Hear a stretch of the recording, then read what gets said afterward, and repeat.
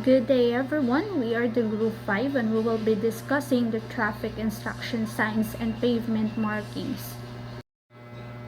So here are the group 5 members: Ansyado, Kanangkaan, Dualio, Guantero, Hanulino, Upon, Pilinio, and Udasco. So these are the subtopics that will be expected to be discussed under traffic instruction signs and pavement markings. Firstly is traffic instruction signs, hazard markers, guide posts and delineation, pavement marking, longitudinal lines, transverse lines. Other lines, other markings, messages and symbols, object markings, raised of pavement markers. So, I will be discussing the traffic instruction signs type S. So, muna sila ang mga signs nga makita nato kilid sa dalan nga prevent sa traffic or for safety purposes. So, special instruction signs are those used at locations where ordinary guide and regulatory signs do not achieve the desired results. Traffic instruction signs are normally not regulatory signs but are used in conjunction with regulatory or warning signs to form a standard treatment to support the operation of traffic rules. So next will be the design. These signs are generally rectangular in shape with white reflectorized background and black legends. Legends must be concise and specific and smaller than 80 mm D or E series. Instruction signs should not carry long messages, and where possible no more than 5 lines of messages should be used. So next is the type. So there are two major types of signs. Firstly is the supplementary signs, and second is the movement instruction signs. So supplementary signs are signs included those which are normally used in conjunction with other signs, either warning sign or regulatory signs. So there is a table of the sign number and sizes. There is a use overpass, use pedestrian crossing, truck use low gear, check brakes. So there are the sign number and their specific sizes. So we have here the overpass is 1:1 and pedestrian crossing is 1:2. So these are the sign of use overpass, use pedestrian crossing. So the use overpass sign and use pedestrian crossing sign are used in conjunction with no pedestrian crossing this. So it means pag walay pedestrian na ang sign nga use overpass, means magamit kag overpass para makatabok, or use pedestrian crossing kanang mga intersections nga naay nakabutang nga mogamit kag pedestrian para makatabok ka ana nga intersection. So next is a trucks use low gear, check brakes. So the trucks use low gear sign is used in conjunction with the steep descent warning sign at the top of long and steep downgrades. The check brake sign is also used in conjunction with the steep descent. The check brakes sign is also used on the approach at the end of an expressway. So kanya sila nga sign is gamit sila pag ang dalan is pabahada, like long kay siya nga pabahada nga dalan. So sa layo pa lang, sa dili pa lang mumuabot ato nga dalan is naanay sign sa kilid nga mag-check sa inyong brake before mo mapanaog dadto, or ipang check ninyo if stable ba ang inyong car or inyong mga trucks nga mo use ato nga dalan.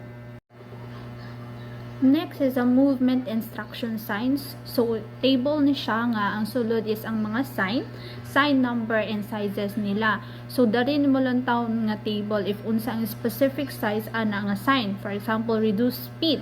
So ang specific niya nga size is 15 by 750 and ang sign number niya is S2 to 1. So, muna siya ang sulod sa movement instruction signs, no? Lantaw ni mo na ang mga sign and sign number and ang ilahang specific size. So, ang next sign is the reduce speed. Isa sa pinaka-important nga sign nga we should notice. So, reduce speed sign may be erected at sites where the approach speed of traffic is high and the majority of drivers must slow down and may be required to stop. So signs should not be erected instead of other standard warning devices and signs, and generally should not be erected unless the other devices are ineffective. So it should be erected 60 mm to 120 mm in advance of the appropriate warning sign so that signs are visible.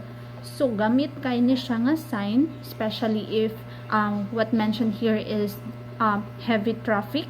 No need yun nimo maghinahinay. Next sign is common siya, no, when it comes to traffic light. So stop here on red signal. So sign shall be used near the flashing signals located at railway level crossing or any other situation where a vehicle required to stop at the red signal. So if an traffic light is mag-red, so need yun nimo mag-stop. So next is the turn left with care. So it may be erected at an intersection controlled by traffic signals where there is no control na left turn movement and where a separate lane for turns has been provided. The process is called the left filter scheme. So kani siya, if mag-signal na siya nga pwede na mo turn sa left. So pwede na ka mo turn sa left but mo need ni mo mag-wait sa signal sa traffic light and then mag-amping sa pag-turn to left side. So kung kaganiya is turn left with care and the next one is turn right anytime with care. So it is erected at signalized intersections where a right turning lane is segregated by a traffic island. So low clearance ahead vehicles detour. So it is the advance warning of low clearance of a structure ahead or bridge or overpass for high vehicle detour shall be erected in advance of a junction with a detour. So if na ay mga need ayuhon nga dalan or nabakay mga naguba, so sa layo pa lang ato nga part is ni siya nga sign para ma-inform ang mga drivers nga moagi dadto. So next is the detour for high vehicles. So it is erected at the junction with an alternative route where certain classes of vehicle may be unable to negotiate through the route.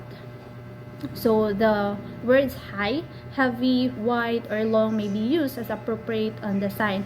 So kung kaganiya is sign siya nga para ma-inform ang mga driver nga naay ginaayo dito. So ang kaning isa S2 2-4A is sign siya nga na ay other way nga pwede agian kung dili kaya or dili gyud siya kaya agian pato nga dalan, which is ang katong giayo. So na siya alternative way, which is ang moy pasabot sa sign. So sa layo pa lang atong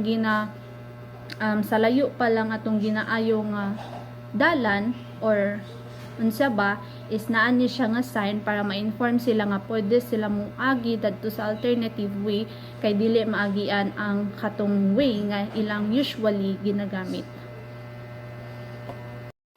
So ang next nga sign is the give way to pedestrians. So it is used only at signalized intersections where there is a need to remind drivers of right to left turning vehicles that although they are still under the control of the intersection signals, they must give way to pedestrian. Sign may be required or before marked pedestrian crossing that is outside the intersection area.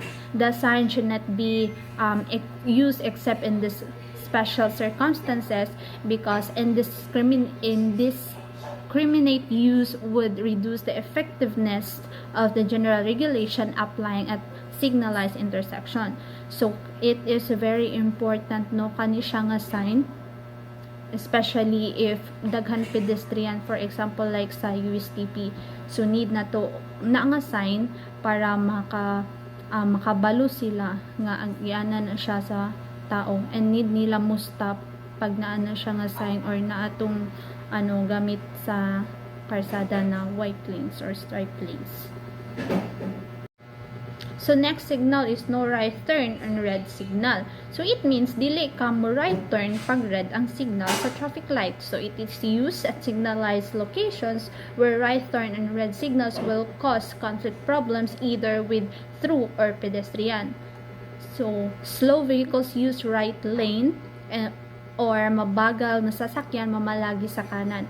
So, slow vehicles use the right lane and mabagal na sasakyan mamalagi sa kanan. Sign shall be erected on the left side of a road at the beginning of the leading to a lane for slow moving vehicles. So, masabtan naman siya no nga sign. So, next sign is the truck at bus mamalagi sa kanan maliban kung lulusot. So, kani siya is to inform sa mga driver sa bus o sa truck na sa kanan ragid sila muagi.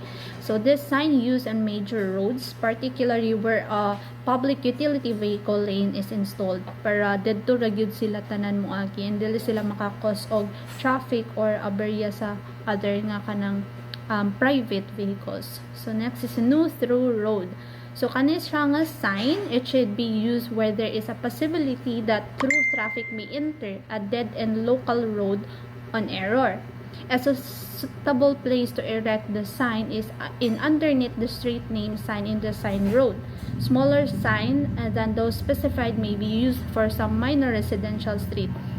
So, kani siya nga sign is ibutang siya under sa kanang pangalan sa street or kanang mga signage nga kung asa na nga lugar para mas dali siya ma-notice nga kani siya nga lane is dira ra siya taman and wala na siya sumpay. So ang next nga sign is very important. Road closed. It means sarado na nga dalan. So it should be erected in the center of a road that is closed to vehicular traffic.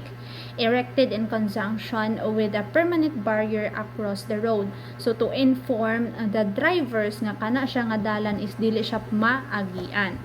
So next is the Form 1 lane. So this sign is used to instruct drivers to form into appropriate number of lanes. It is usually erected in conjunction with lane ends merge left. And lastly is the alternative route for trucks and buses. So it is used to indicate an alternative for some types of vehicles when the normal route may not be accessible for any reason. So kani siya nga is same ra ni siya atong alternative nga route if na ay na detour. Kumbaga if kana nga dalan nga ilang gigamit for bus trucks, usually ginagamit nila nga dalan is dili siya accessible.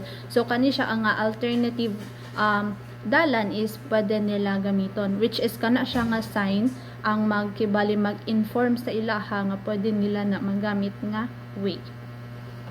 So that's all are the subtopics of instruction signs. Good day everyone, I am Luis Kanangkaan and now I'll be presenting the topic on hazard markers type HM, including their types, applications, and relevant standards. So what are hazard markers? Hazard markers are crucial roadside signs designed to alert drivers of potential dangers ahead, such as changes in road direction, obstructions, or road narrowing. Their primary purpose is to enhance road safety by providing visual cues using standardized patterns and sizes. The design and size of each hazard marker can vary to suit the visibility needs of the road. Larger markers or wider spacing may be used on fast-moving highways, while smaller ones fit better in tight urban areas. Ultimately, both the function and design of hazard markers work hand in hand to guide drivers safely and prevent road accidents. So let's move forward to the next slide. After understanding the role of hazard markers in improving road safety, let's take a closer look at how they work and how they are built. First, hazard markers are designed not just to catch attention, but also to give clear and immediate direction to drivers, whether there's a sharp curve, a narrowing lane, or a fixed obstruction. These signs provide guidance on how to safely navigate the hazards ahead. By doing this, they help reduce confusion and prevent potential accidents, especially in high-risk areas like intersections, sharp bends, or traffic islands. Now, when it comes to design, hazard markers follow a standard look for consistency and visibility. They are usually rectangular in shape and made up of black and white bands, with the white part specially reflectorized so that drivers can still see them clearly at night or in low light conditions. The pattern of the bands may vary. Some use diagonal stripes for simple warnings, while others use chevrons that point in the direction drivers should move. A newer design already in use here in the Philippines uses red chevrons on a white reflective background for a better one-way direction indication. These markers can also be adjusted in size or spacing depending on the road layout and how far ahead the driver needs to see them. Now, now that we've understood the general purpose and design of hazard markers, it is important to recognize that not all of them serve the same function. Roads can present different kinds of challenges, such as sharp curves, narrow passages, or hidden obstacles. And each of these situations requires a specific type of visual guide to help drivers respond safely. To address these varied conditions, hazard markers come in different forms, each with its own role in guiding traffic and reducing risk. Whether it's alerting drivers about where to turn, how to pass an obstruction, or warning them about limited space. These markers are carefully placed and designed to fit the needs of their location. Understanding these types helps us appreciate how thoughtful road signage plays a vital role in everyday driving safety. So now, let's identify the different types of hazard markers. So first, we have one-way hazard markers. So, unsa ni one-way hazard markers? So, one-way hazard markers labeled as HM1 are essential for guiding drivers around specific road obstructions. This sign is used as a chevron shape to clearly point either left or right, depending on which side the driver should pass. They are commonly placed in locations like lane drops where the pavement narrows, at the ends of race medians or roundabouts to direct entering traffic, and at the sharp curves just before intersections. Their purpose is to ensure that even if visibility is poor or sightliness are limited, the driver has a clear and immediate indication of where to go. These markers are simple yet effective way to reduce confusion and prevent collisions in tricky road sections. So for example, in busy areas like EDSA or Commonwealth Avenue in Metro Manila, HM1 are often seen at the ends of median barriers or near flyover entry points, helping drivers quickly decide the correct lane to stay on, especially during heavy traffic or at night. In rural roads, with sudden lane drops or curves, such as those in mountainous areas like Baguio or Bukidnon, those markers are also crucial in guiding drivers safely through winding sections or limited visibility. So next, we have chevron signs. So ganina ra ko sige gatong chevron signs. So unsa jud ang chevron signs? Chevron signs are those arrow-like signs you often see on those side of the road when there's sharp curve ahead. They guide drivers by pointing in the direction they need to go, especially in winding roads. Usually at least 3 signs are placed along a curve so that drivers can follow them smoothly and avoid of drifting the lane. They are set about 1.8 meters from the road edge and should be visible from 150 meters away. They are also raised 1.5 meters in rural areas and 2.2 meters in urban places, so that drivers can easily spot them even at night with headlights. Here in the Philippines, we often see signs in mountainous or hilly areas. A good example there is ang kanang kumakagi mo di sa Taguanang Road going in Dahag or Barangay FS Catanico, where there are sharp bends and steep slopes. Chevron signs they really help guide vehicles, especially during rainy or foggy days when visibility gets low. So next, let's move on sa recommended spacing for chevron signs. So previously nagkuhan ko sa chevron signs. So na po yung recommended spacing ng chevron signs. So ang chevron signs kay they should be spaced based on 2 parameters: the advisory speed limit and the radius of the curve. So the primary objective of this spacing is to maintain continuous visual guidance for drivers negotiating a curve, especially under potentially hazardous conditions. So for example, makita natin sa table kung ang road kay has an advisory speed of 20 kilometers per hour or lower, so ang tight radius niya kay 60 meters or less, so the sign should be placed 12 meters apart. So as well with the 30 to 50 kilometers per hour, the spacing should be 24 meters. 60-70 kph, it is 36 meters. 80 to 90 kph requires 48 meters. And above 90 kph, with the radius of exceeding 300 meters, ang spacing niya needs to be 60 meters. So, to illustrate with this a local extent, Consider the Makasanding Makabalan Coastal Diversion Road in here at Cagayan de Oro City. So, where there are several horizontal curves near the river bend, one particular curve on this road has a radius of approximately 150 meters and an advisory speed limit of 60 kilometers per hour. So, according to this table, the combination of speed of 60 to 70 kph and a radius of 120 to 210 meters calls for a chevron signs to be spaced 36 meters apart. Applying this standard ensures that motorists are guided safely around the bend, especially during night or wet weather conditions when visibility is reduced. Moreover, placing the signs within the spacing ensures that drivers have a clear and continuous indication of the road's direction, improving both reaction time and safety. It's also worth noting that for areas leading into and out of curve referred as to the approach and departure zones, the spacing of chevron signs should be twice the distance shown in the table.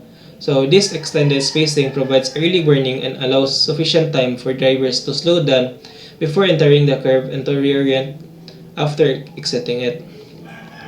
So now let's move on to table 7.3, types of chevron signs. So this table introduces two types of signs that are selected based on speed and visibility conditions. So we have HM1A and HM1B. So the HM1A type is size 450 mm by 600 mm and is used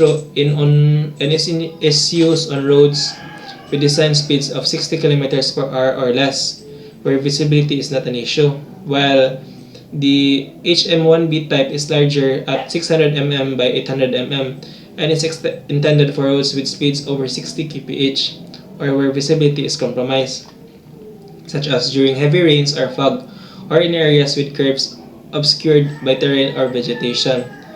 Choosing the appropriate sign type ensures maximum visibility and effectiveness, especially on highways and provincial roads. So, moving forward. So, figure 7.4. So, butterfly support or chevron size. So, makita na ito diri no sa kaning AutoCAD plan. So, this presents the design details of the signpost structure. So, this drawing shows how two chevron signs are installed back-to-back using a single galvanized iron GI pipe post mounted on a concrete base measuring 300 mm by 300 mm. So, makita na ito diya sa AutoCAD plan, no? So, this post is made of 75 mm diameter GI pipe painted with a reflectorized yellow and red lead base paint for added visibility. So, these signs are fixed using GI bolts, flat bars, and washers, with the angle of the signs adjustable depending on the curve's alignment. The elevation view shows that the post rises to a height of 2.7 meters with 500 mm embedded into a concrete footing for stability. This butterfly configuration is cost-effective and structurally efficient, making it ideal for median installations or road with limited space.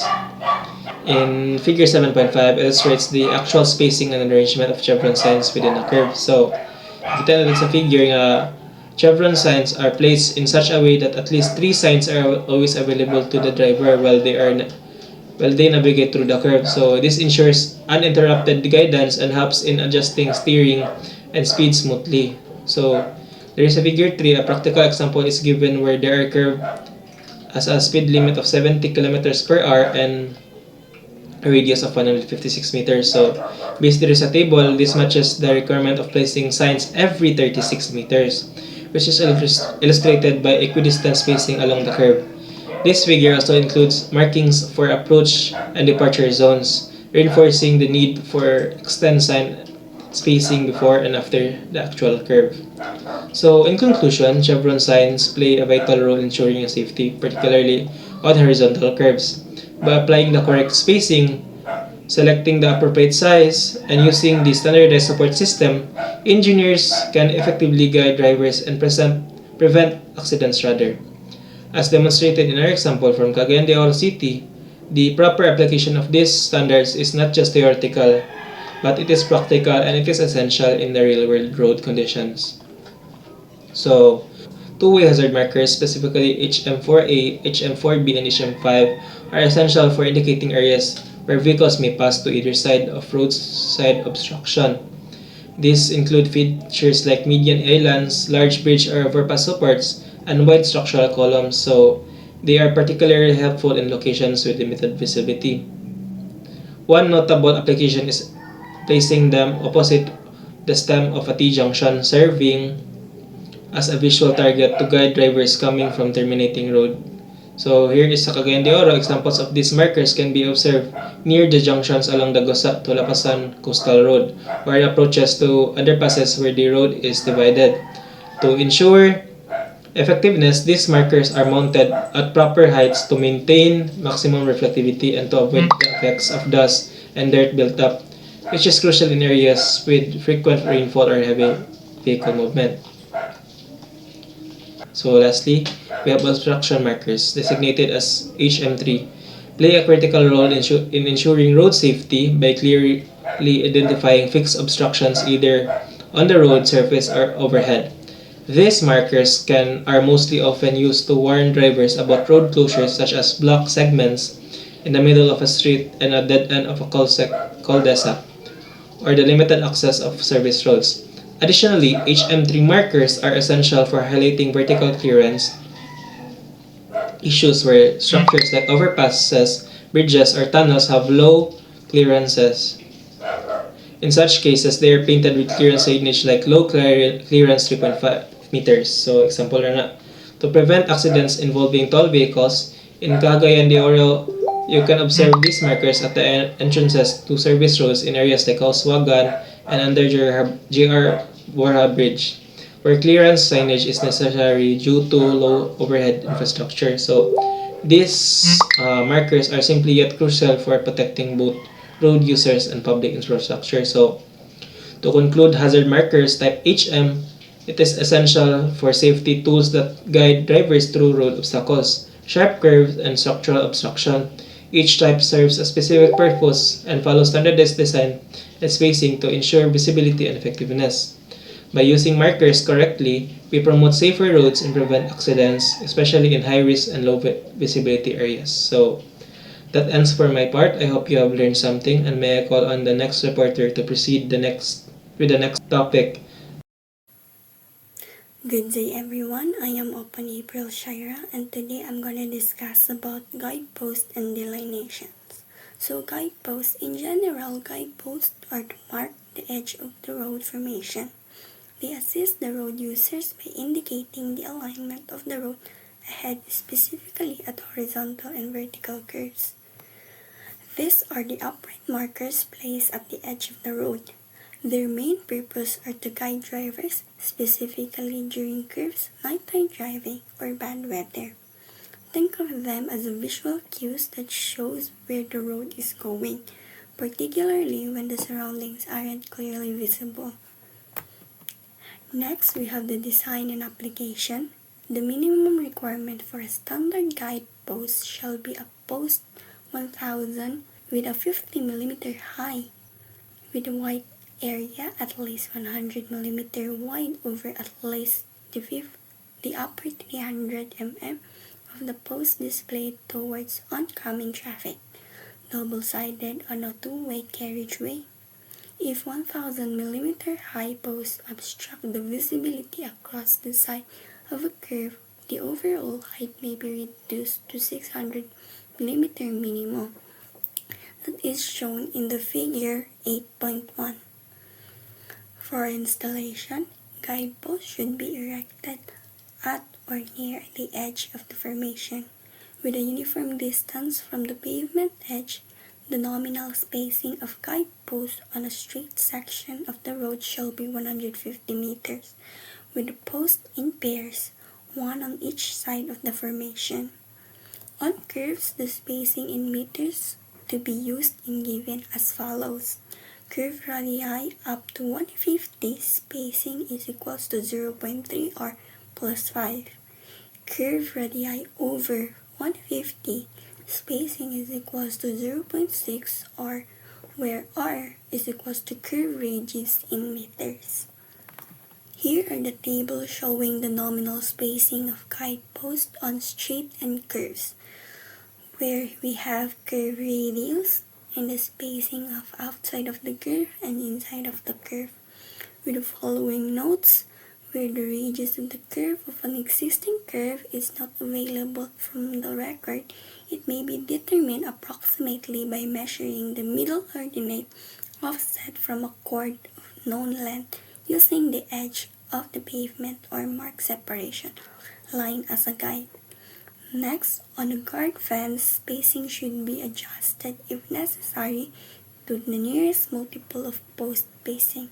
Third, posts on the inside of the curve shall be placed opposite to the post outside of curve where possible. And lastly, reduce to 60 meters in areas subjected to fog.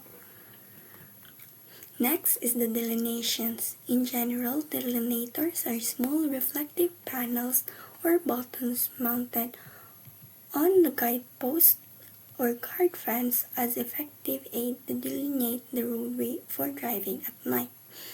These are a reflective device attached to the guideposts or guardrails to enhance visibility, especially at night while guideposts are physically markers. Delineators help illuminate the path when headlights hit them. So for design and application, delineators are made of reflective materials capable of reflecting light clearly, visible under nominal atmospheric condition from distance of 300 to 500 meters when illuminated by the upper beam of the standard automobile headlamp. When used on thorough roadways, delineators shall be single wide reflective unit 100 mm by 50 mm placed on the right hand side of a two-way and on both sides of a one-way road. Where delineators are used on the left at the hazardous right hand curve on a two-way road, they may be bi-directional. Example, delineators with a double face visible from both directions, or two delineators with single face mounted back to back. Delineators should be at pavement width change and change in vertical and or horizontal alignment. And for its installation, general delineators are placed on guideposts near the edge of the shoulder at a height such as the lower edge of reflecting surface that should not be less than 500 mm above the pavement surface level. Delineators should be located at intervals not exceeding 30 meters with closer spacing on curves. Guideposts should be erected such as the reflective surface of the delineators would be approximately 300 mm from the outer edge of the shoulder. On figure 8.2 shown the placement of delineators on guard fence. Lastly, we have the linear delineation system. In general, linear delineation system is intended for linear reflectorization of concrete barriers and or metal guardrails. The panel shall be available in white, red, fluorescent yellow, and fluorescent orange colors. The panels are fabricated from type 2 materials and are laminated onto a thin gauge of galvanizing iron or aluminum and formed to a unique shape designed to provide highly effective long-life daytime and nighttime visibility and typical road-based barriers configuration. So the system is designed to continuously reflect. So this system is designed for continuous reflectorization of barriers or guardrails instead of just placing small markers. LDS uses long reflective panels to create constant glowing line along curves or critical road sections. In design and application, the panels shall be constructed using at least type 2 retro-reflective materials in standard highway colors, permanently bonded to galvanized iron or an aluminum sheeting substrate with a standard length of 86.36 cm or 34 inches, 91.44 cm or 36 inches is the actual length of the panel prior to the formation, and in 10.16 centimeters or 4.4 and in 10.16 centimeters or 4 inches or 15.24 centimeters or 6 inches width. The LDL panels will provide continuous linear delineation by installing the panels edge to edge with recommended spacing of 46 centimeters or 18 inches between panels, specifically into the round curve. For panels installed on barriers or quad legs running parallel with traffic, the spacing can be maximum of 94.44 cm or 36 inches between panels. For installation, linear delineators are placed on concrete barriers, metal guardrails, parapet block type barriers, and concrete safety barriers on roadways and interchange. It's either bolted or welded at a height such as the lower edge of the reflecting surface should be not less than 500 millimeters above the pavement surface level. Linear delineation should be located at intervals not exceeding 46 centimeters. Here are the following figures showing a detailed drawing of a panel. First, we have the LDS panel detailed drawing. Next, we have the LDS panel that shows the edge hem, pre-punch holes, substrate, and its reflective sheeting. Next, we have the figure bolt installation, and then the installation of metal guardrails, the installation of concrete barriers. That's all for my part. Thank you for listening. So, good day everyone. My name is Ana Victoria Anchado, and today I will be discussing the second part of our assigned topic, which is pavement markings. So, to start off, I will be discussing about the functions and limitations of pavement markings. So, pavement marking is essential for the guidance and control of vehicles and pedestrians. They appear as lines, symbols, messages, or numerals. They can be set into, applied on, or attached to the pavement surface. So pavement markings is not only limited to the pavement or the surface itself. It can be three-dimensional and can be found even at the sides of the surface pavement itself. Pavement markings may supplement other traffic control devices like signals and signs, and they can guide traffic, provide advance warnings, or impose restrictions based on traffic regulations. So, if you are a driver, it is important to follow and be familiar with the specific types of warnings, markings, and signs found on the pavement markings to avoid being fined for imposing regulations. So, for the limitations of pavement markings, they are subjected to traffic wear and require proper maintenance.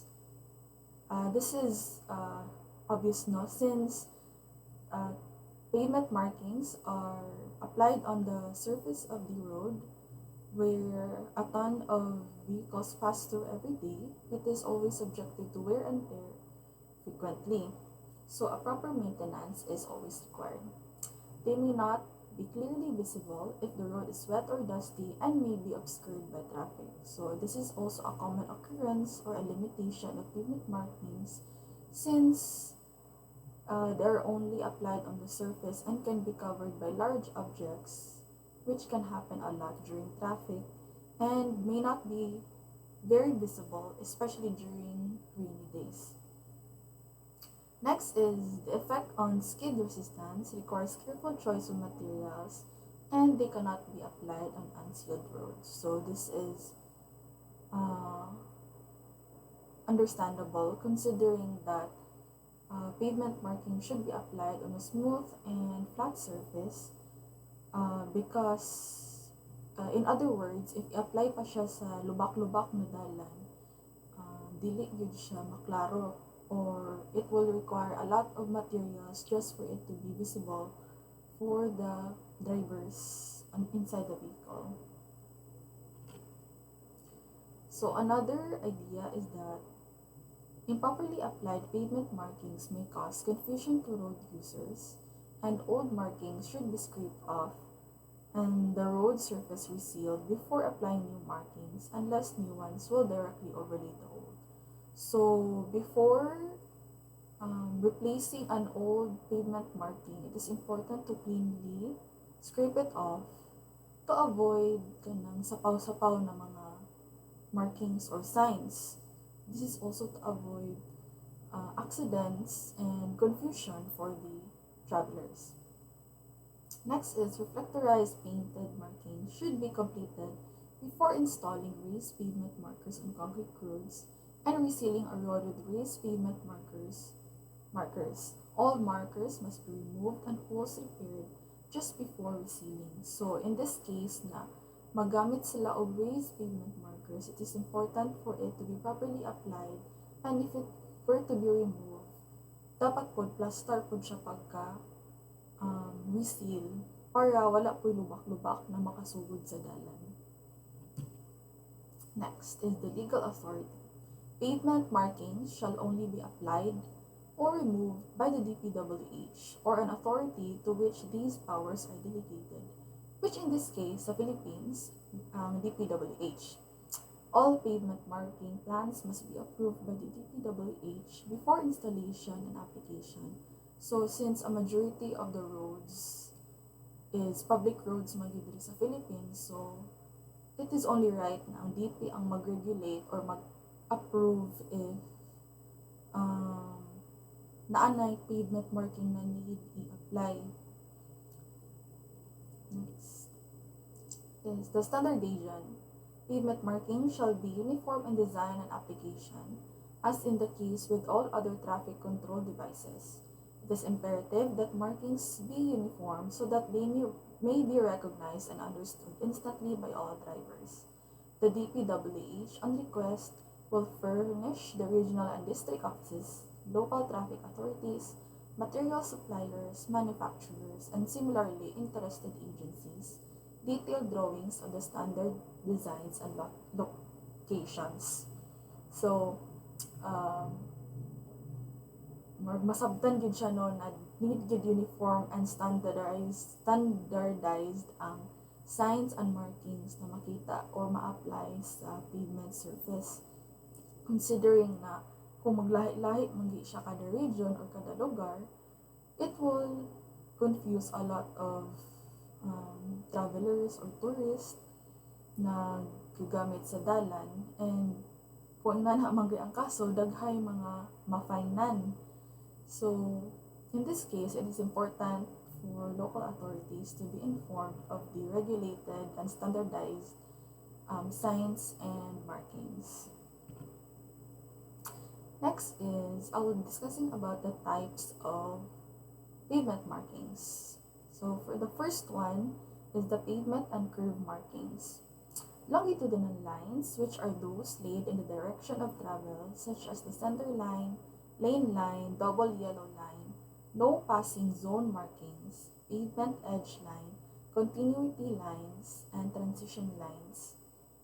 All is an example of the longitudinal lines, while the transverse lines, which are laid across the direction of the travel, were examples of stop line, giveaway lines, pedestrian crossing markings, roundabout holding lines. So the main difference between these two lines is that ang longitudinal lines is parallel siya sa direction kung asa padulong ang vehicle, while ang transverse line is more siya ga-block sa way sa vehicle, in a sense na naro siya sa surface. This can also mean na this also indicates na since ga-block man siya sa direction kung asa padulong ang vehicle, this can show na stop line siya or giveaway line or even pedestrian crossing marking. So, more na ang main difference silang duha. Another is other markings, which include approach markings to islands and obstructions. such as chevron marking, diagonal markings, markings on exit and entrance ramps, curb markings for parking restrictions, approach to railroad crossings, messages and symbols, as well as pavement arrows. So makita ni siya usually kanang duol bitaw siya og object such as kanang curb markings for parking restrictions or marking for exit and entrance ramps. Nabito mo na ramp sa mall, di ba mo naman na siya diagonal ng mga lines. So matawag na siya other markings para indicator na ay ma-visible siya sa driver. These other markings can also be found for intersections, especially since gikan mo siya different directions and maglibog na ang driver kung asa na siya na lane mosunod. So this is especially important for larger lanes, no? And next is the other lines, which is turn lines, parking bays, painted median lines, and bus and PUJ lane lines. So sa dere na example sa picture is mani ang painted median lines such as kaning black and white dere sa kuan in atong kuan murag ilhan pa na word center island siya. So next is the next type is object markings. So object within the roadway or an example of it is traffic islands or median barriers, and the other is object adjacent to the roadway. An example of this is also guardrails, bridge supports, and utility poles. So the main difference between the two is that ang object within the roadway is nagya sa dalan, more siya marker na gatabang sa o prevent og traffic and para pud ma-subdivide gyud ang duha ka lanes, preventing other accidents.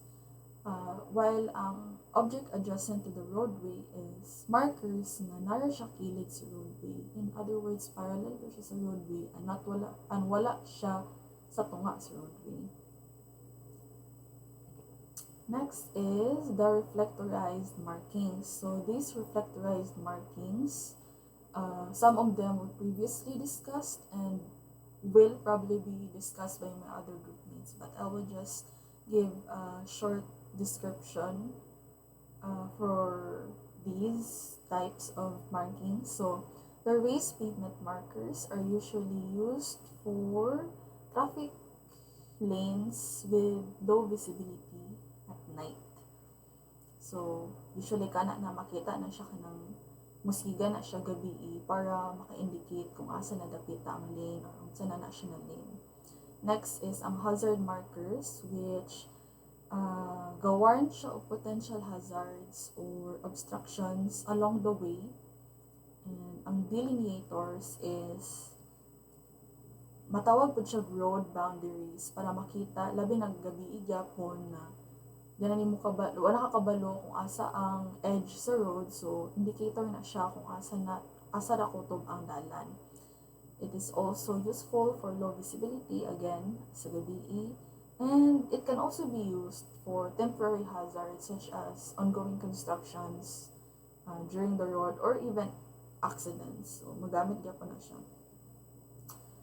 So, next is the materials. These are usually the materials used to create the markings, pavement markings. So, road pavement marking should be of non-skid materials, or in other words, anti-slip siya or anti-slide, and should not protrude more than 6 mm above the level of the carriageway.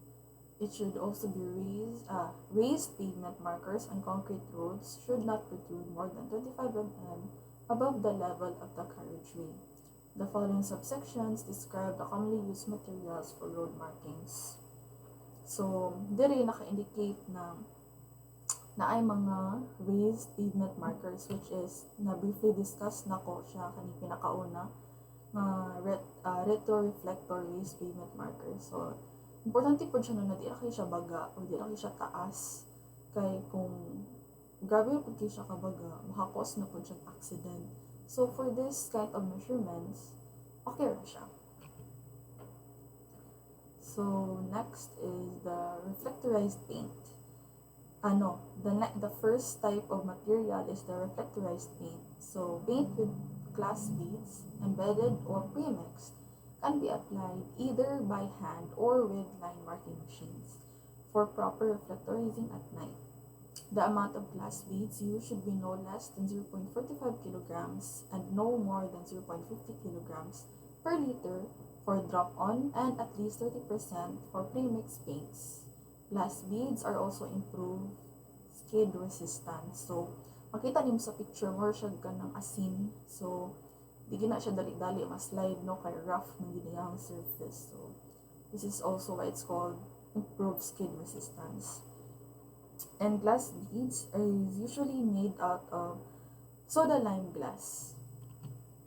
So there are two types of application for reflectorized paint. First is the drop-on. It is, as the name implies, glass beads are dropped on the pavement, marking materials as they are being applied. The thickness of the wet paint film should be at least 60% of the nominal diameter of the drop-on glass beads, which varies from 0.mm to 1.mm. Next is the premixed.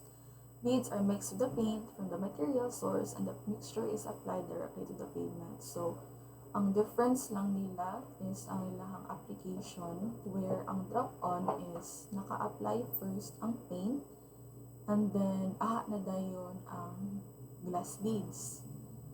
O either through machine siya or by hand. Or like anong more sprinkle siya based sa picture na kung nakita. And another is, ang pre-mixed is, gimix na daan during manufacturing ang beads o ang paint mismo. So, during application, diretso na siya spray. So, another material is pavement marking tape. Pavement marking tapes are the true reflective pattern pavement markings that can be used as an inlay or overlay marking on asphalt and concrete pavement surfaces, which are in good condition. Pre-coated with pressure-sensitive adhesive on the bottom surfaces with retroreflective layer of glass beads bonded in a high durable polyurethane top coat. So, pavement marking tape is usually made out of rubber base, glass beads, and anti-skid aggregates. Next is the raised pavement markers, which I briefly discussed earlier. These are studs of plastic, ceramic, aluminum, or cast iron, which are set into the carriageway or attached to the road surface with adhesive. They must be reflective, and it can also be hot applied reflective profile thermoplastic road marking materials. So, this type of material where raised pavement markers is usually again used at night due to the low visibility of the traffic lanes.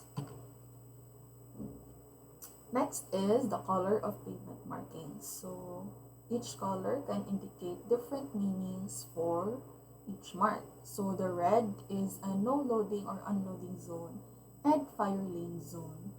So importante jud na di ka magpark tapad sa fire hydrant kay in the case na na-emergency na fire, firefighters will find a way na makalusot na ang fire hydrant or kanang hose sa fire hydrant, no? Another is black, although it is not a standard color for pavement markings, kay black naman ang road or ang asphalt, so di siya maklaro. So this is mostly used in for worn road users lang, especially kanang give lang siya o warning for obstruction sa mga ahead ay along the way sa dalan. So more on 3D ni siya or nara siya sa kilid, wala gid siya sa pavement niya mismo. Next is the double yellow or ang yellow. So ano is double yellow, no passing lanes, unbroken portion of no passing lanes, curb markings for prohibition or of parking on islands in in line of traffic, bus and PUJ lanes, and keep intersection open markings. So usually ang yellow o ang white is more ang commonly makita sa pavement or sa dalan. But ang white pod na pod siya other uses, no, such as kaning bus and PG lanes, as well as skip intersection open markings. Muna siya ang kaning first picture, is kani, na naa siya box within four intersections. This is to indicate na bawal gimuhunong dira kay para ongoing ra ang dagan and walay accidents. Next is the type of lines. So, dire ma-discuss na to ang difference sa yellow or white and difference po sa broken or solid line. So, next is the pavement lines can be longitudinal, transverse, or oblique based on their direction. Lines are classified as either broken lines or solid lines depending on their use and meaning. So broken lines consist of equal length segments with uniform gaps. Their dimensions depend on vehicle speed. Solid unbroken lines indicate that crossing is discouraged or prohibited. So, if makita nimo sa dalan, either yellow or white, bawal ka mo overtake ana. Kung solid siya, bawal ka mo overtake ana. So, next is solid lines are used to replace or supplement broken lines when necessary. So, usahay kung mapulihan ang solid lines o kanang barrier lines or center lines na kanang kung walay kanang concrete barriers na makita, ang center line ang mupuli ana or alternative ana. So, kung imo pa siyang imagine na kung concrete barrier na dira, bawal gid ka mo overtake ana niya. So, solid lines can be yellow or white depending on whether crossing is legally prohibited. So, the difference between sa yellow and white line is that ang white line, if nag-subdivide siya og duha ka lanes, is same direction na ang lanes na iyahang gitunga. While ang yellow lines is ga-subdivide siya og duha ka lanes na different direction. So, mo na ilang main difference. Next is the width of lines and tolerance. The width of solid or broken lines varies from 100 mm to 300 mm depending on the usage of the specified line. Transverse lines are usually wider because of the angle at which the road use receives pavement markings on the carriageway. Width of line marking shall conform to the following tolerances. So, under 500 mm in length, so usually ma-apply ni siya kay usually baya kung longitudinal lang siya, nipis naman ang iyang lane. Pero kung transverse lang siya, since paana man ang transverse, and kung driver ka, kung nipis ra gid na siya, di na siya makita. So it is important na bagaon gyud ang width ang kada line para maklaro gyud si driver kung asa siya mo stop. And another is, since usually ang transverse line is kanang gatunga man siya, more siya gitunga ni ang isa ka dalan crosswise, dili ra kay siya taas. So mo ang iyang tolerances. So under 5 mm in length should be 20% or negative 10% of the width of the line, while 500 mm or over but under 5 meters in length, 10%, and 5 meters in length or over, 5%.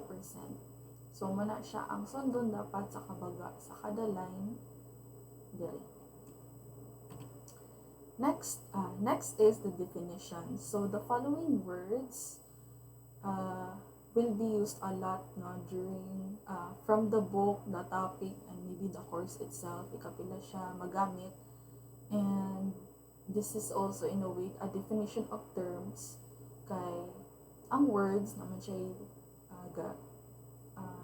different definition, no? So in this way, muna siya ang definition na ginagamit. Muna yung gina-define sa specifically na ng word. So first is the road markers, means any traffic control device marked on the surface of the carriageway used to regulate traffic or to warn or guide road users. They are either alone or in conjunction with other signs or signals to emphasize or clarify their meaning. Median islands are not classified as road markers. So, I think ma-further discussed ni before sa akong part or after sa akong part ang different kinds of road markers, and I did briefly discuss a little bit of it. So, muna siya. Another is road, means the entire surface of any street open to traffic, including shoulder and sidewalk. So, ang road, dili ra siya nakalimit sa kanang ginaagihan gid sa dalan mismo. Apil pod ang kilid niya. Another is highway, shall mean any public thoroughfare, public boulevard, and avenue, but shall not include roadway upon grounds owned by private persons, colleges, universities, or other similar institutions. So, in other words, public highway ra ang pasabot aning highway. Meaning, maagihan sa tanan, and dili siya for private use only. Another is carriageway, means the part of the road normally used for vehicular traffic. So, muna ni ang katong dalan jud na ginaagihan gid sa mga sakyanan. And lane means one of the longitudinal strips from which the carriageway can be divided, whether or not defined by longitudinal road marking. So, lane, usually ginasubdivide siya with yellow or white markings. Yellow or white solid or putol-putol na markings. Another is intersection, means any level crossroad junction including open areas formed by such crossroads. So, this is like a single point where different roads from different directions can meet.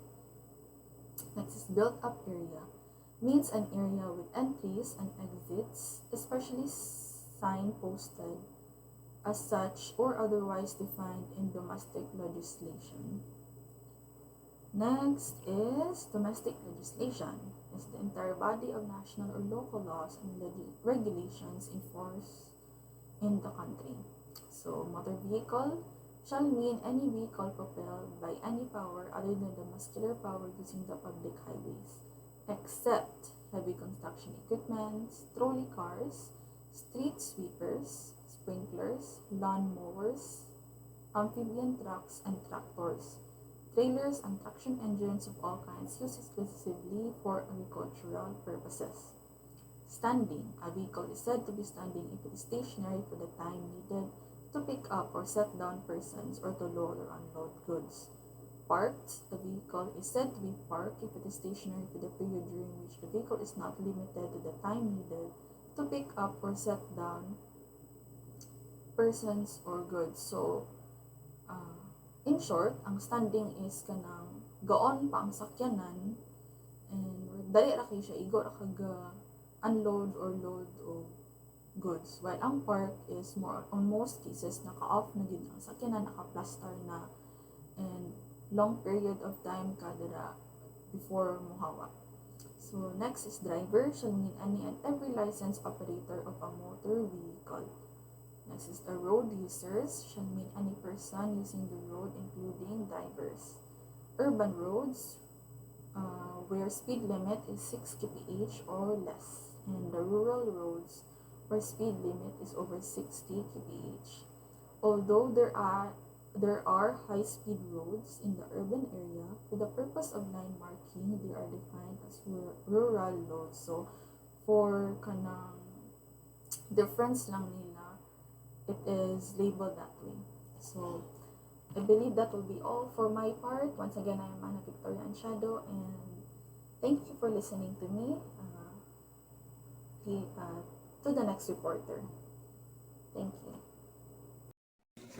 So, hi everyone, I am Pilin Hananina. So, I'll be discussing the critical role of longitudinal lines in road safety and traffic management. So, these are the lines that run along the length of the road, guiding drivers and regulating traffic flow.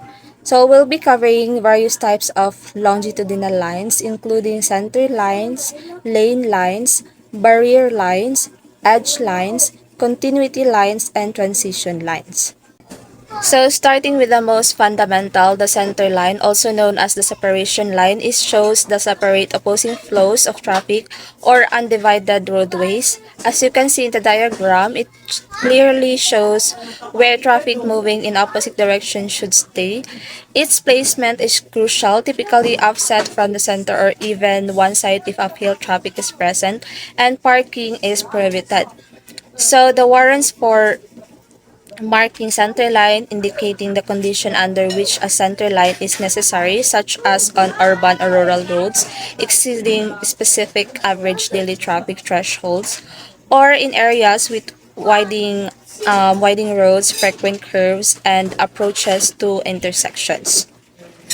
So, continuing our discussion on center lines, for urban roads, the design considers speed up to 60 km per hour with minimum length and gap requirements for the unbroken white line.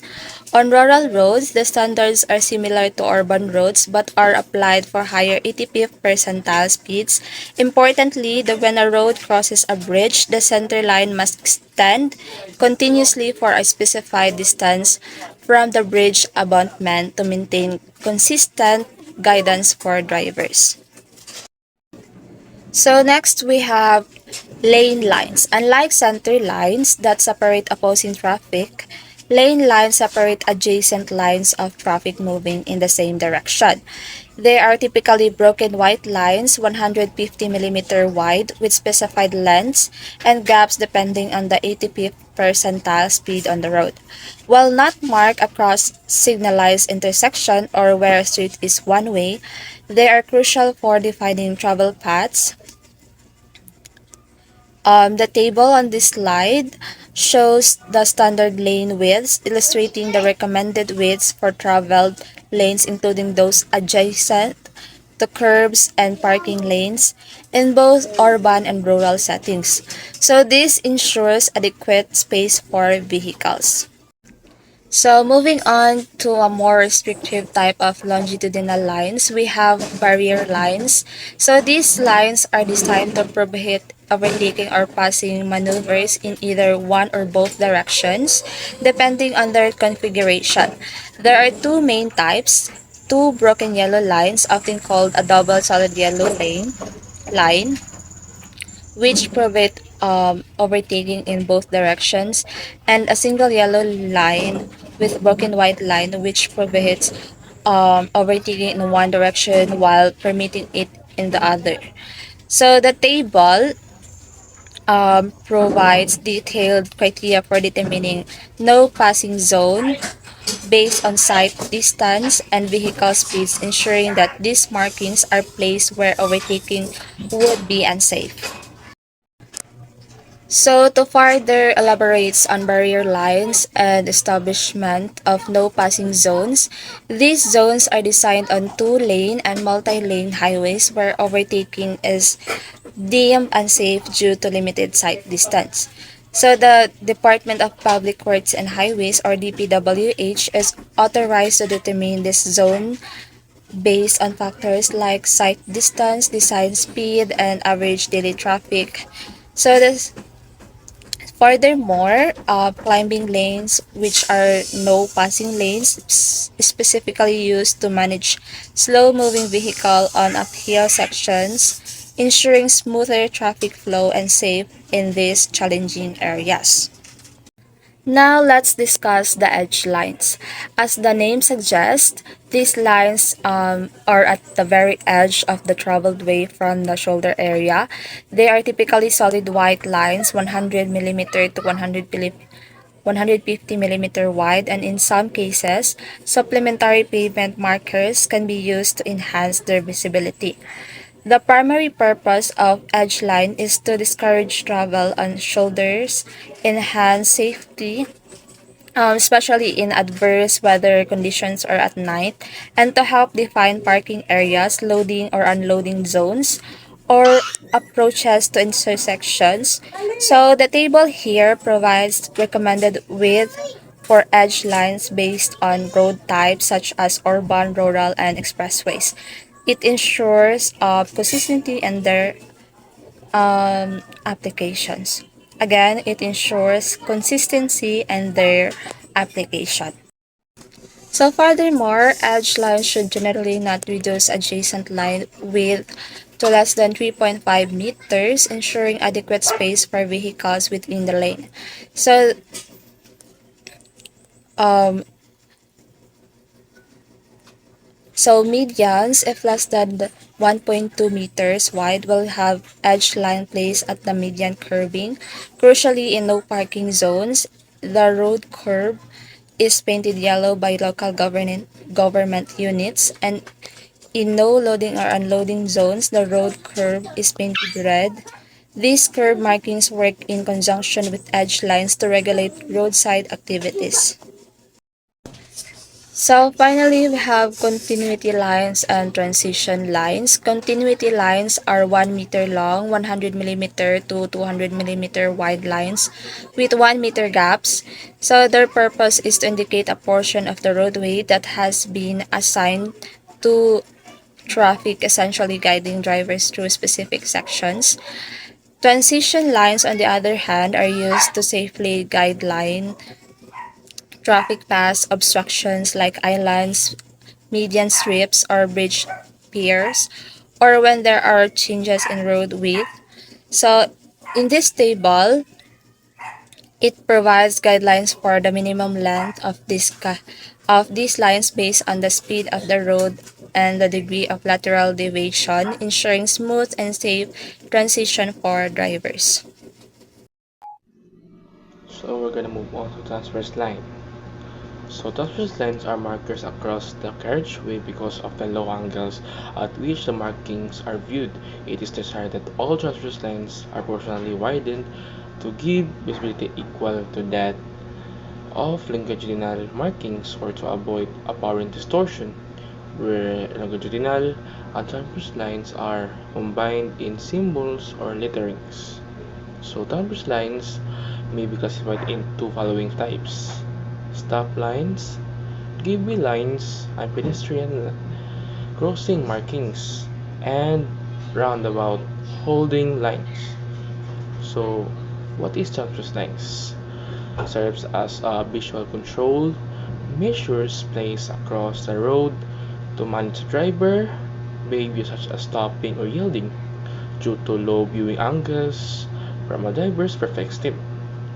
These lines are widened for enhanced visibility and to prevent distortion. Their proper classification allows road users to respond accordingly to various road situations. So in 12.1 stop lines, young stop lines should be placed across the appropriate portion of the roadway at position where vehicles are required to stop in compliance with the stop sign, traffic signals, or in any other legal requirements. So, stop lines indicate wherein drivers must be halt their vehicle in compliance with regulation controls. These are legally enforceable markings that improve safety by defining clear stopping location near intersection and other controlled areas. Placement of the lines. The position of the stop lines are in accordance with the following situations. So, signalized intersection, 1.5 meters in front of and parallel of the nearest pedestrian lane. So, isolated stop signs placed in a line with the stop sign typically at the sidewalk or shoulder. So, these are the proper placement of the stop lines ensures consistency and effectiveness. At a signalized intersection, it improves pedestrian space at unsignalized intersections. It provides a visual boundary that supports the stop sign's authority. Pedestrian actuated signals or mid-block stop line should be placed 3 meters before the nearest pedestrian crossing line. So, railway crossing stop lines may be supplemented by the word stop mark on the carriageway. Distance between word stop and line is 10 to 25 meters. So, these placement standards provide early visual cues for drivers, especially in situations requiring special attention like school zone or railway crossings. They help prevent enrich and improve reaction time. So gateway line or holding line consists of two adjacent broken white lines across the carriageway, where driver must be give way as indicated by sign R1 to 2. So this give way line signals that the driver must yield to other traffic. These are regulatory in nature and paired with signs to make intersection safer without the need for full stops. So gateway line dimension have a line with 200 millimeters to 600 millimeters. Distance between lines at least 300 millimeters. Gap between line segments is 600 millimeters. This can be supplemented by the triangle symbol, placed 5 to 25 meter before the lines. So these are the standard dimension ensure consistency and recognizability.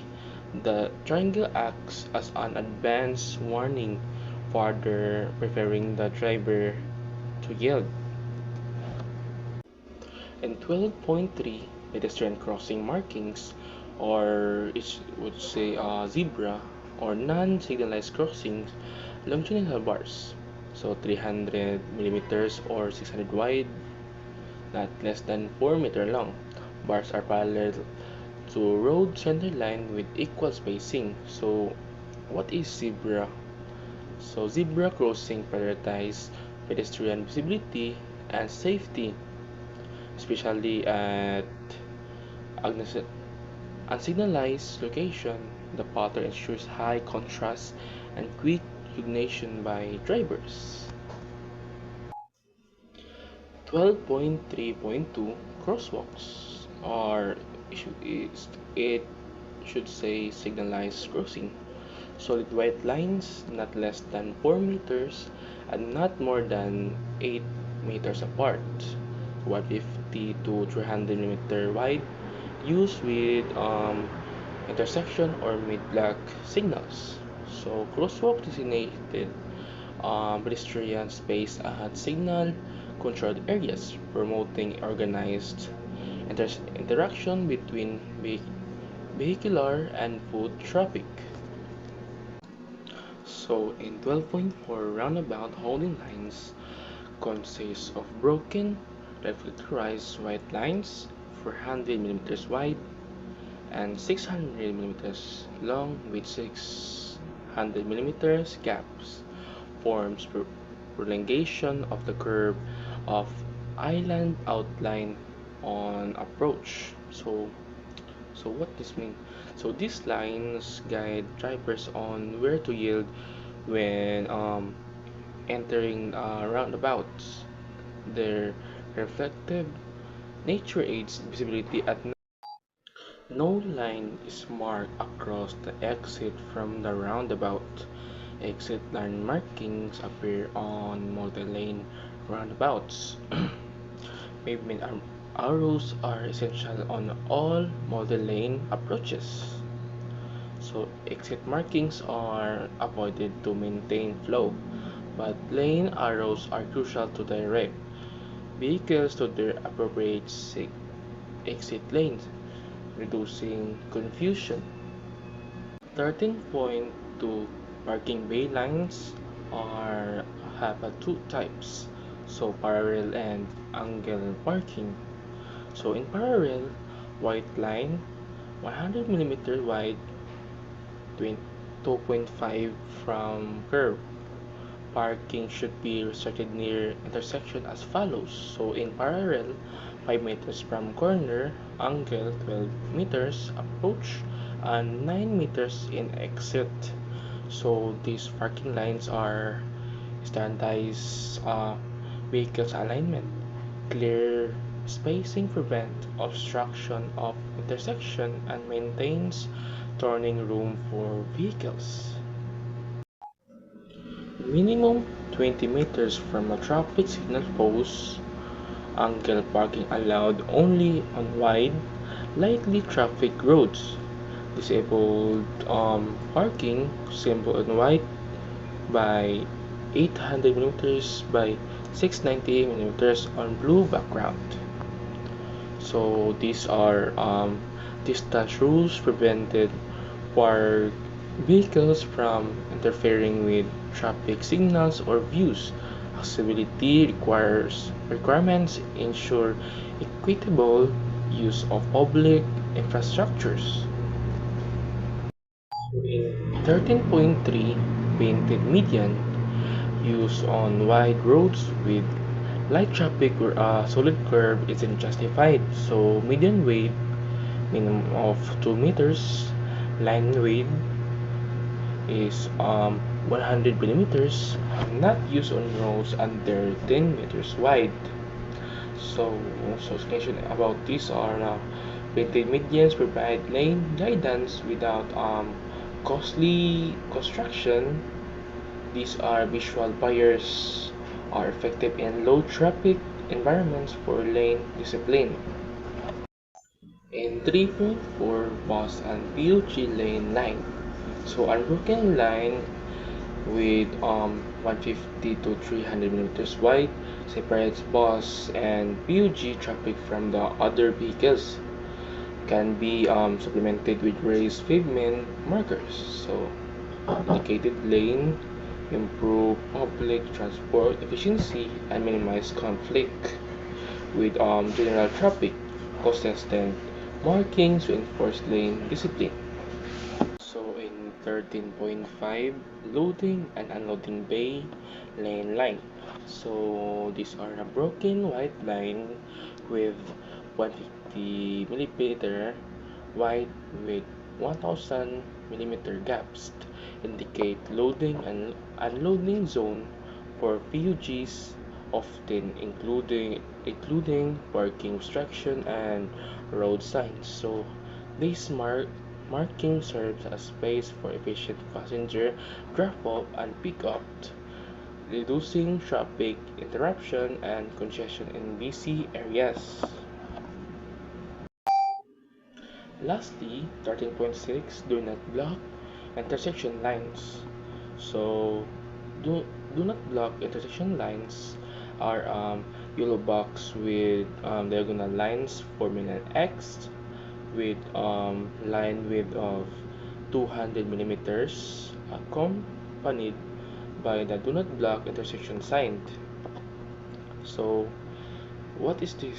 So this marking ensures intersection remain clear, especially during congestion. It prevents vehicle from stopping mid-intersection and blocking cross traffic. Good day, ma'am and everyone. I am Pelenio Haidelo A, the seventh reporter of the group. I am going to discuss the other markings and messages and symbols. So to continue the discussion, let's dive in first to the other markings. So the other markings are the markings on roads or pavement markings aside from the markings being discussed by the previous reporters. These markings include the following. First, the approach markings to islands and obstructions. These markings are like warning signs in roads in diagonal mark na ginaput if naay island or what you call as obstacles in the center of the roads such as traffic islands or center median. The role of this marking is to remind or warn drivers of the obstruction ahead and to guide them para ma-avoid ang obstruction. So the diagonal markings shall consist of a splayed line or palihis na lines in Filipino which is 100 millimeters wide extending from the center of the lane line to a point of 300 millimeters to 800 millimeters to the right side or both sides of the approach end of the obstruction. So the diagonal bars have a width of 500 millimeters and gaps between bars of 4 meters in urban roads and 8 meters in rural roads. And the total length of the diagonal markings depends on unsa kapaspas or kabilis ang sakyanan sa area, in which 1 in 25 ang taper or pahaba ang lapad kung ang kapaspasan sa sakyanan is below 6 km/h, and 1 in 50 naman kung mas high iyang 85th percentile speeds.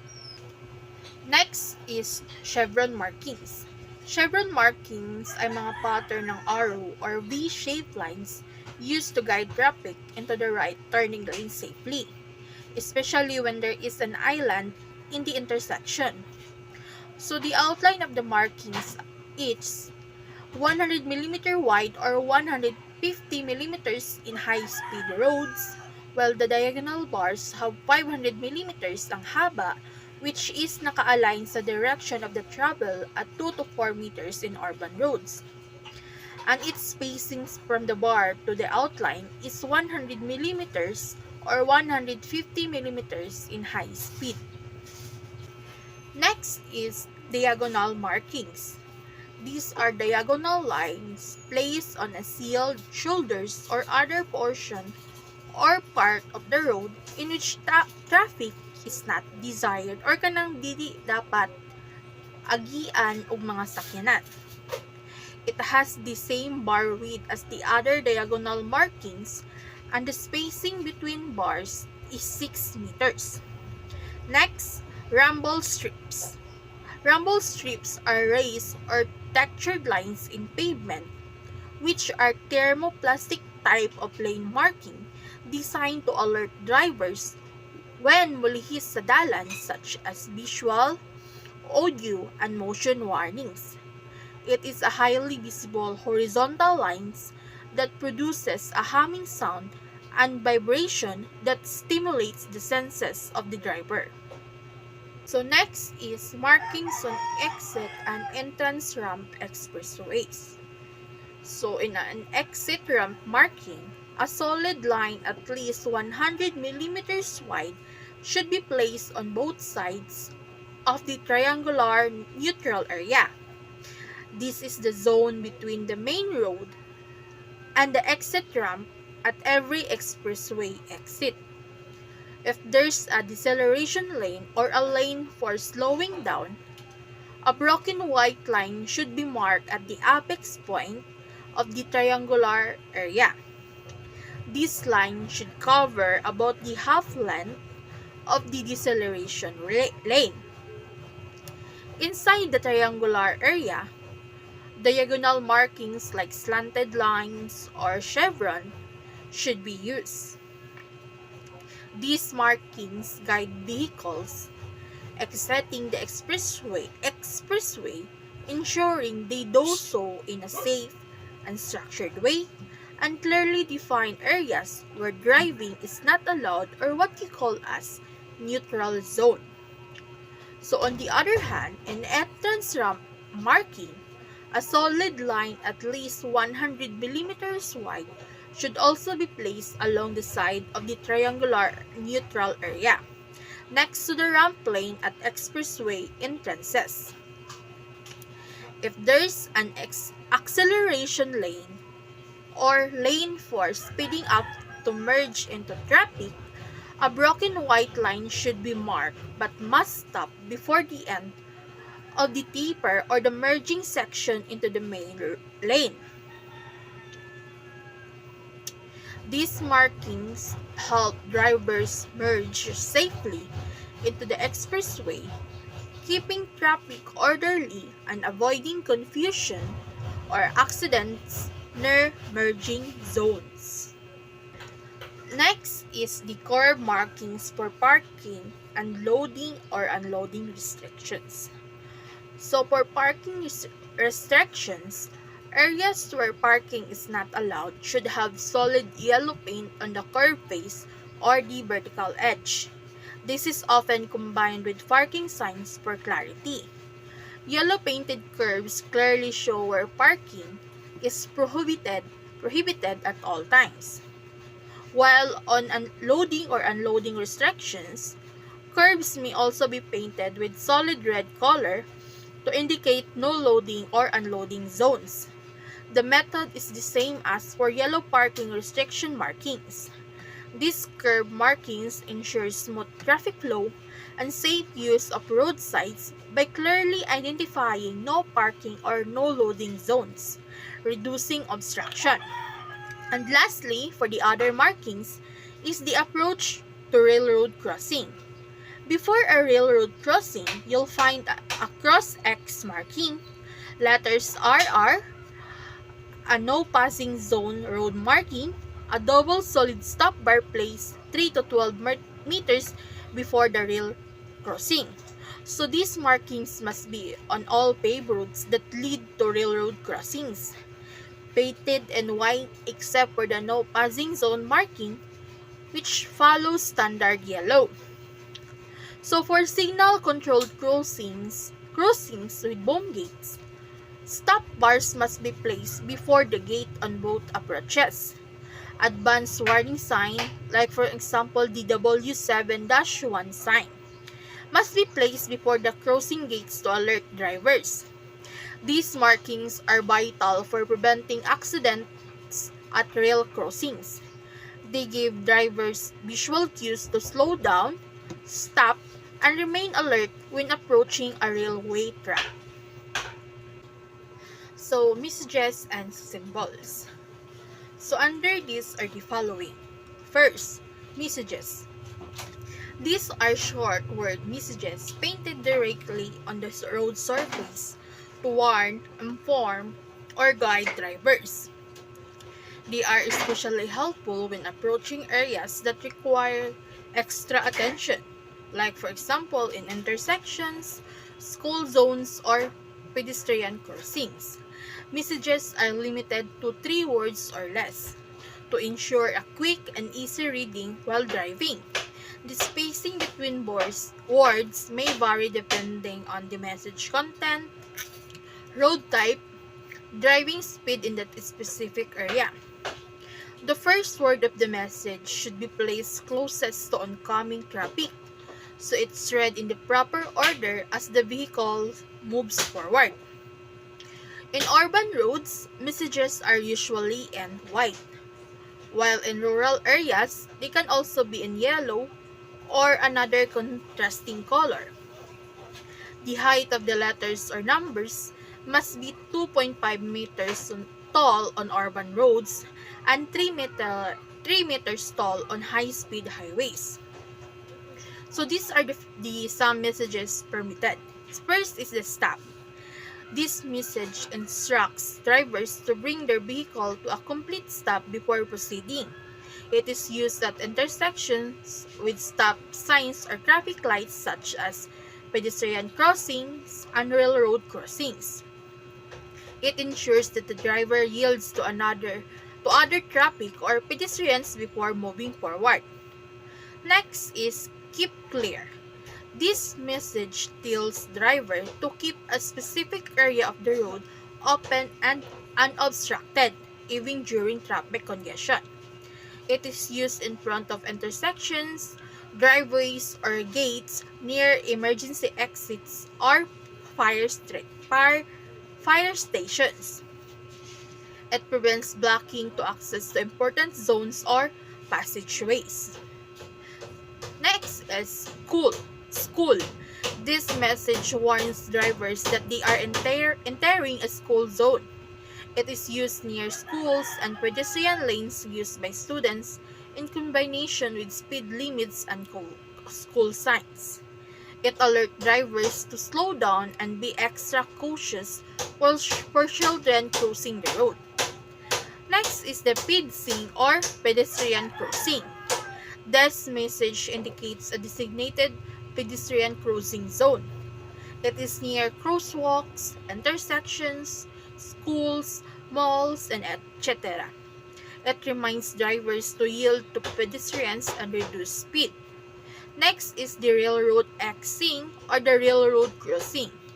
This message notifies drivers that a railroad track crosses the road ahead. It is at all railway crossings, especially those without gates or lights. It warns drivers to prepare to stop if a train is approaching. Next is the signal ahead. This message alerts drivers of a traffic signal or stoplight ahead if it is not yet visible. It is used on roads where signal is around a curve or partially hidden. It refers the driver to slow down and watch for a red light or cue. Next is the no right or left turn. This message prohibits turning right or left, depending on the arrow indicated. It is used at intersections where turns are restricted, such as on one-way street or heavy traffic areas. It prevents illegal turns, reduces traffic conflict, and ensures safety. Next is the bus and PUG lane.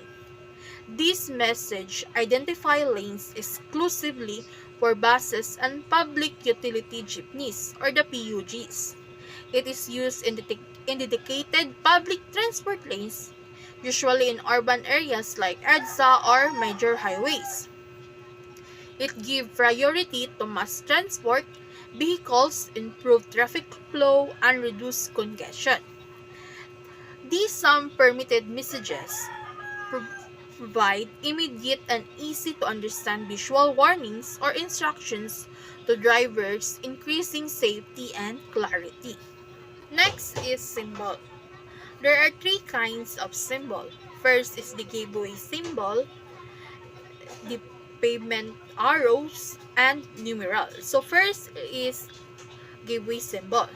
Gateway symbol is a symbol used on the road to reinforce the gateway or yield instruction, reminding drivers to allow other traffic to pass before proceeding.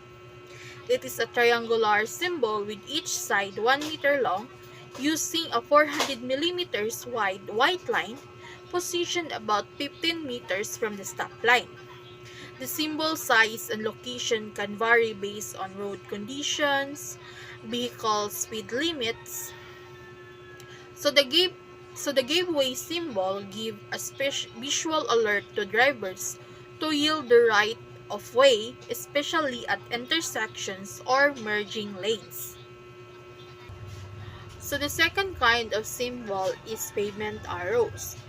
These are directional arrows painted on the road to indicate lane usage and permitted movements like straight, left, or combination turns. It must be painted in white with a length of 3 meters long on urban roads and 4.7 meters long on high-speed roads. So if the arrow indicates a curved direction, its shape can be bent appropriately. The first arrow must be placed 15 meters before the stop bar and any additional arrow should be spaced 30 meters apart.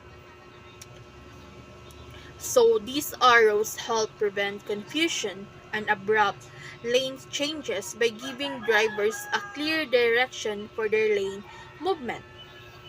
Lastly is numerals. So numerals refers to numbers painted on the road typically used to indicate speed limits or lane numbers. It should be painted in white in color for high visibility and must be used only when necessary, especially on high-speed roads. And it must follow standard sizes and shapes similar to letters used in message markings that been discussed at the previous.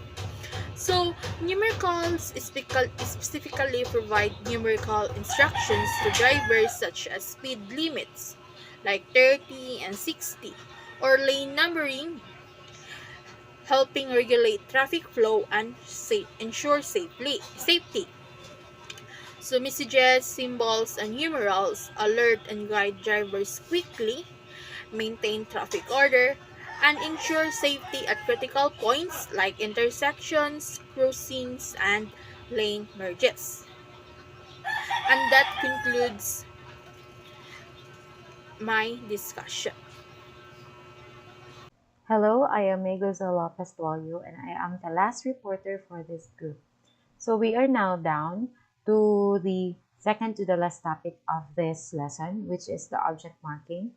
So in transportation engineering, object marking is the process of using visual aids like reflective paint, tapes, signs, or other warning signals to make roadside hazard um, obstacles like poles, trees, guardrails, or structural supports that are clearly visible to the drivers or the users of the roads.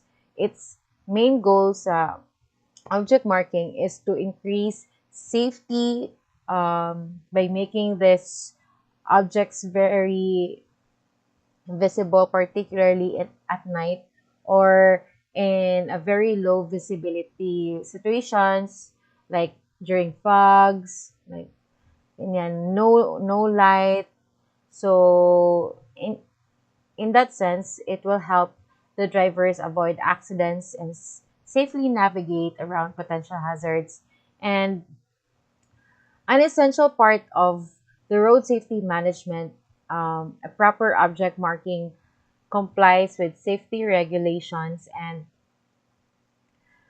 it's particularly important in places with intricate or potentially hazardous roadside features.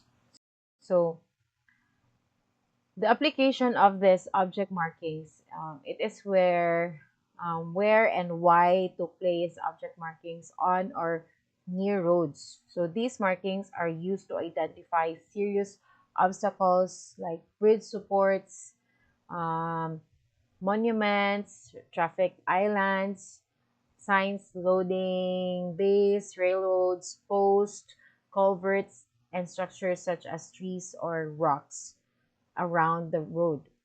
So the proper marking, it helps prevent accidents, especially at night, by making these hazards visible. So marking should be um, reflective, visible, um, visible in a sense that it is large enough, the large enough nga makita sa ato mga drivers sa specific distance. Okay. Na may instances nga, dapat ka nang maghatag ka og markings ahead before pa sa hazard para makaprepare ang atong mga drivers. Kay laysod pud maghatag ka og kanang sign tas mga 2 meters away lang sa sign na din ang hazard. So, dili makaprepare ang atong mga drivers. Saka na nga sense, saka na nga situation. So, next is the objects within the roadway. So, when there is an obstacle or a block on the road, it should be marked with bright reflective hazards, like kanang, for instance, naay aberya sa imong truck. So, drivers are up to put a triangle nga hazard nga object anang mga 5 meters away from the truck para ang katong mga mulabay sa imong truck nga naaberya kay makaprepare sila ahead of time nga aware pod sila nga naa ay object naa imong truck diha nga nagtambay kina-aberya. Especially ang kaning mga hazard markers, need gud sila magbutang ana, especially at night para kanang mo reflect ang light sa nagpadulong nga car paingon sa object mo na siya. So it is also good to mark other types of obstacles with white plain paint that can be seen in white light at least 5 times around the obstacle. So if the obstacle is on a big flat surface like bridge or pier, the stripes marking should be sloped downward at a 45-degree angle toward the obstacle and should be at least 30 millimeter wide. Next is the warning line. The warning line should be painted on the road to alert drivers about nearby hazards, especially before they reach the obstacle. If the obstacle is directly in the path of the traffic, it must be clearly marked with lines or signs. So during the day, it should be lit with the floodlight so drivers can easily see it, but lights alone are not enough in a very dangerous situation. So, if mapansin ninyo, no, if na mga, let's say, na instances nga na constructions along the road nga maghimo og retaining walls, large retaining walls. So, safety officers up to nagay mga signs, di ba? May mga signs nga go and stuff. Tapos napag-monitor. Kay sa kana mga situations, naagi tao nga ga-monitor ana kay sa kana nga situation it is very dangerous, no? So naay aside sa light or kanang sign nga ginabutang, naapoy tao nga ga monitor or ga regulate sa traffic. So in that very dangerous situations. So in such cases na po, a flashing yellow warning light can be used to alert drivers about dangerous obstacles. So let's use lang the instances nga katong truck.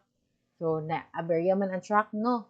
So we will use the warning or the hazard light sa imong truck nga ga-blink-blink sila sa likod. Chuk, chuk, gali-blink-blink. So, mo na siya ang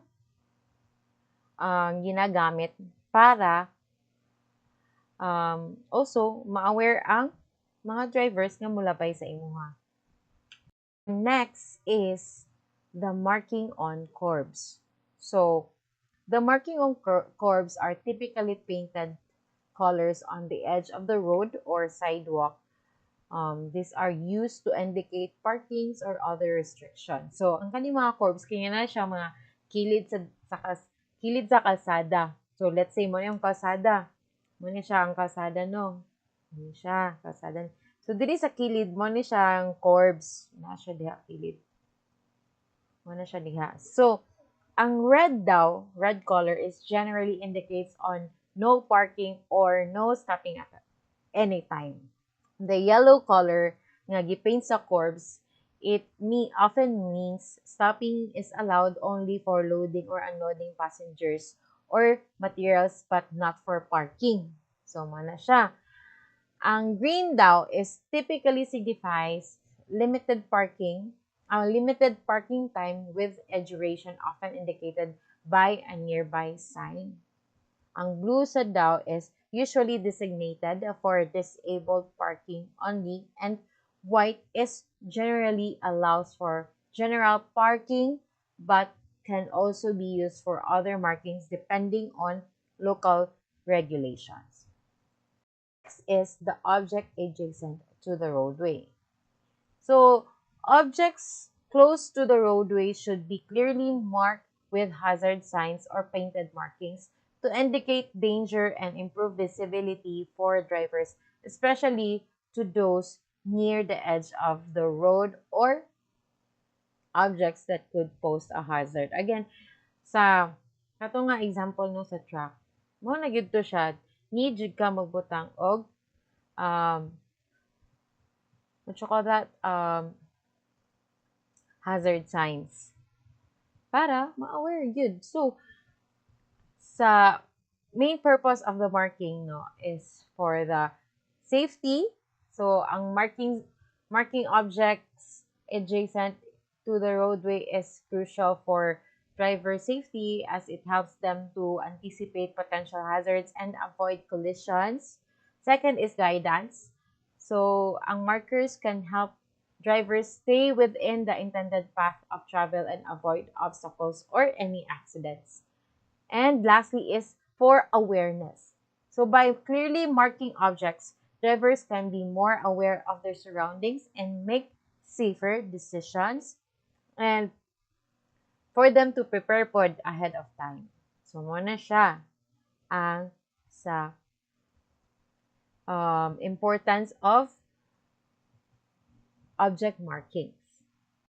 raised pavement markers. So these are the small devices which are fixed to the concrete pavement surface to stimulate or supplement painted pavement markings.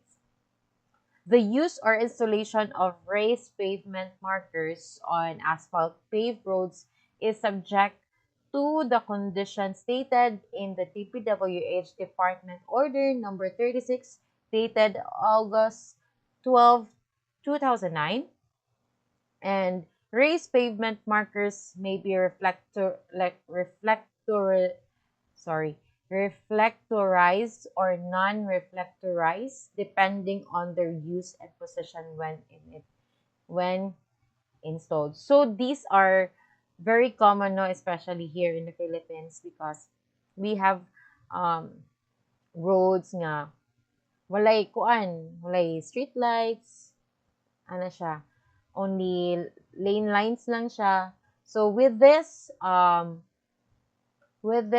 device, kaning raised pavement markers, if you, kung ano ka na makita ninyo sa mga dalan, if you travel a lot, naagi na siya kanang, it helps, no, sa pag-guide sa itong mga drivers, especially sa mga low visibility ng mga roads, walay street lights, and also sa mga foggy nga area.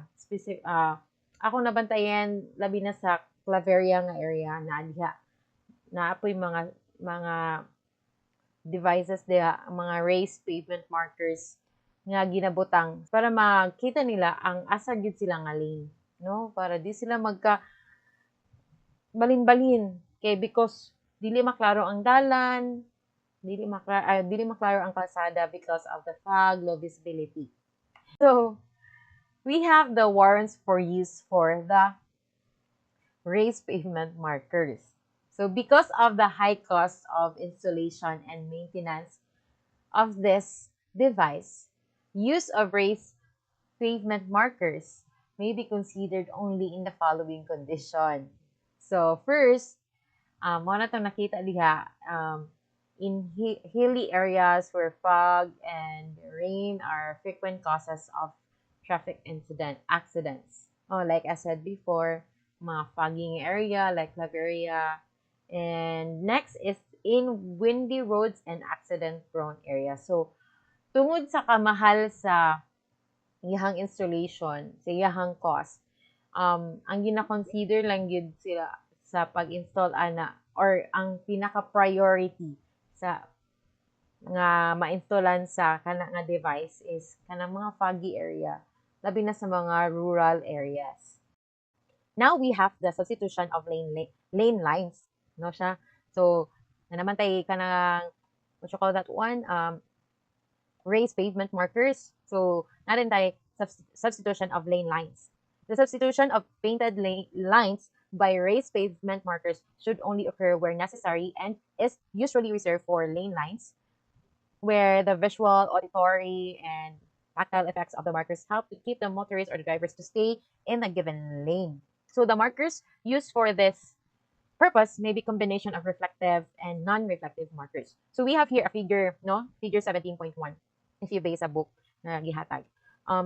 We have here the first diha kanang picture diha sa una, kanang for supplementing separation and lane lines. So this figure above shown, it provides guidelines for the placement and spacing of lane markings and separators on roads, distinguishing between urban and rural settings. So, ang kanang pinakatap nga figure nga naay urban and rural separation land. Ang kanang sa urban road side nga part, mo na siya ang separation between lane markers kay lang 18 meters.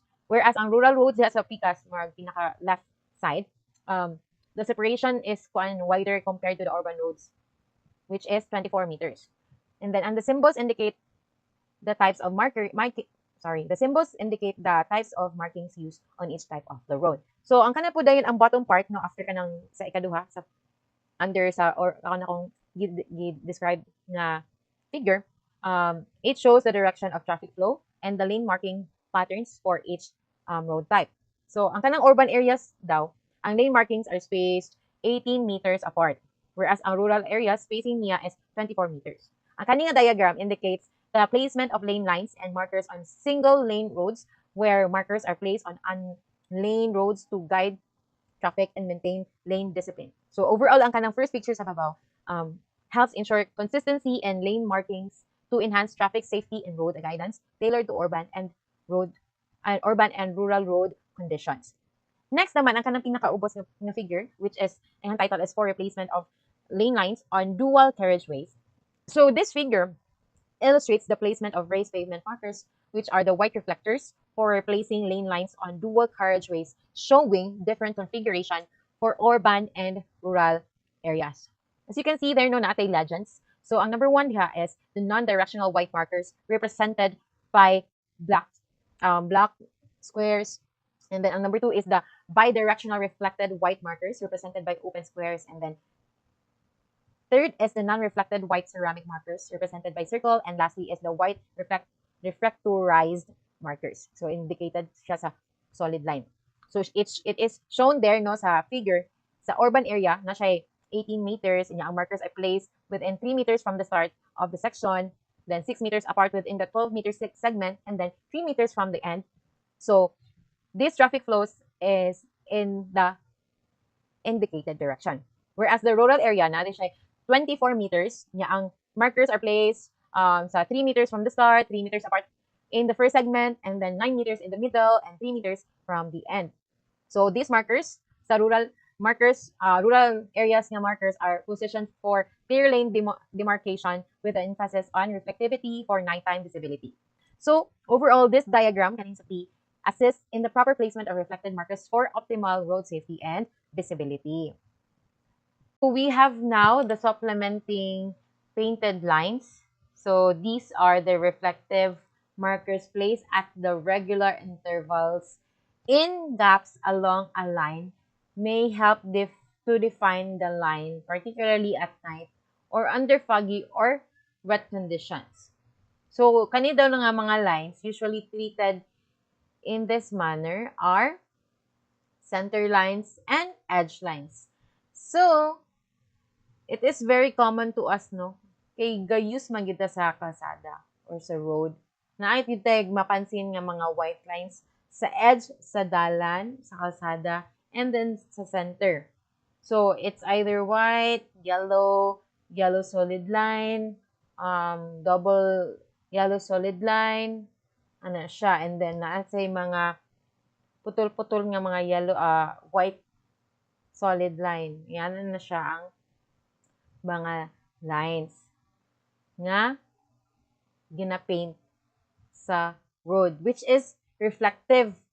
Dapat dili lang kay basta-basta, dili lang kay basta nga paint no nga atong i-paint sa kalsada kay we should be particular on the paint that we will use in painting the roads because it should be reflective para visible siya sa drivers, especially at night.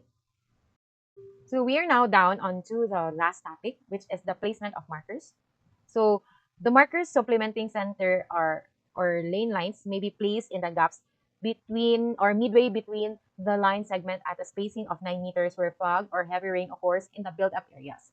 A spacing of 12 meters shall be used where there is less likelihood of fog and where there is no street lighting in the rural environment.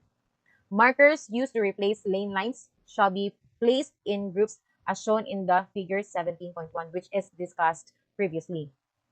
Muna siya to katong gi-discuss katong kanang rural and urban. So we have now the double-faced raised pavement markers are placed on undivided roadway, while single-faced raised pavement markers are placed on divided roadways. So ang kanang meaning anang double face, which is kuan siya both ends niya kay mo reflect. So let's say this is the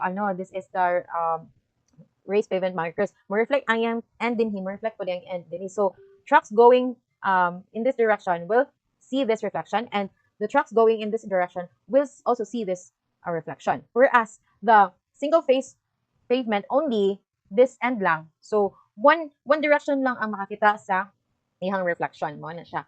Next is the yellow raised pavement markers, which are used for yellow pavement markings and white markers for white pavement markings and white pavement markings. And that would be all. Thank you. Bye bye.